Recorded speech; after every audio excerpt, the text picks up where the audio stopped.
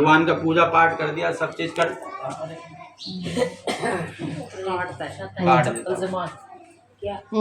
अरे उधर मत ले जाओ चप्पल। मारो मत, वो डंडी से ले लो।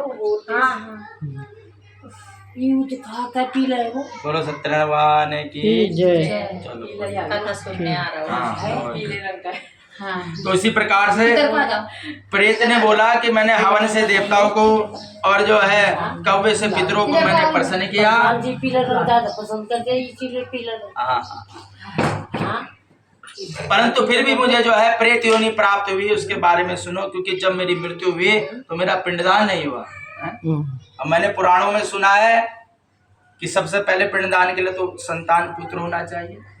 किसी कारणवश पुत्र नहीं है तो चाचा ताऊ में कोई संतान वाला हो, पुत्र वाला हो, तो उसके द्वारा पिंडदान होना चाहिए। वो भी संभव ना हो तो मित्र हो, वो भी संभव ना हो तो ब्राह्मण हो, वो भी संभव ना हो तो देश का राजा हो, कोई भी हो, परंतु पिंडदान अवश्य होना चाहिए। मेरा पिंडदान नहीं हुआ, इसलिए मैं प्रेत बन गया। अब तुम जो है हे राजन मेरा पिंडदान करो, इस प्रेत योनि से मुझे मुक्त करो, क्योंकि ये जो प्रेत योनि है बड़ी कष्टकारी है। हम तो सोच रहे पितरों को वस्त्र दे रहे, अनाज दे रहे, सब दे रहे, लेकिन उन पितरों में यदि कोई प्रेत है तो उसको तो वो मिल ही नहीं रहा, देते रहो जितना मन है। तो प्रेत से पहले पितृ बनाया जाता है, तब ग्रहण होता है ना। तो प्रेत होने से मैं यहाँ सरोवर है, फल है, सब मैं कुछ ग्रहण ही नहीं कर पा रहा हूँ, क्योंकि प्रेत योनि में। हे राजन तुम मेरा राजन, ऐसी जंगल जैसी अपने नगर के निकट पहुंचे, देखे बहुत सारे ग्वाल बाल भगवान सत्यनारायण जी का उत्तम व्रत पूजन कर रहे हैं।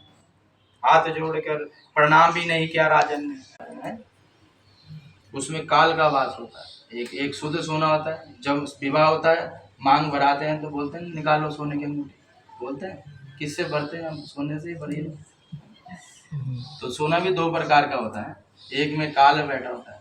जब वो राजा परीक्षित से काल ने कहाँ जगह मांगी, उन्होंने कहा सोने में, उसके मुकुट में जाके बैठ गए, है ना। तो इसी प्रकार से अब जब सिर पे काल था, भगवान को प्रणाम भी नहीं किया और अपने नगर की ओर जाने लगा, तब हो गया। बोलो सत्यनारायण की। ऐसे भगवान के प्रसाद की नहीं माने।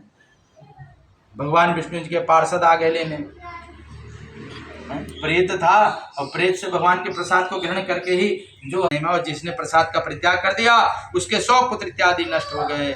उसे जानने में विलम्ब नहीं हुआ राजा को कि मैंने भगवान का निरादर किया, पता नहीं मेरी बुद्धि कैसे हो गई।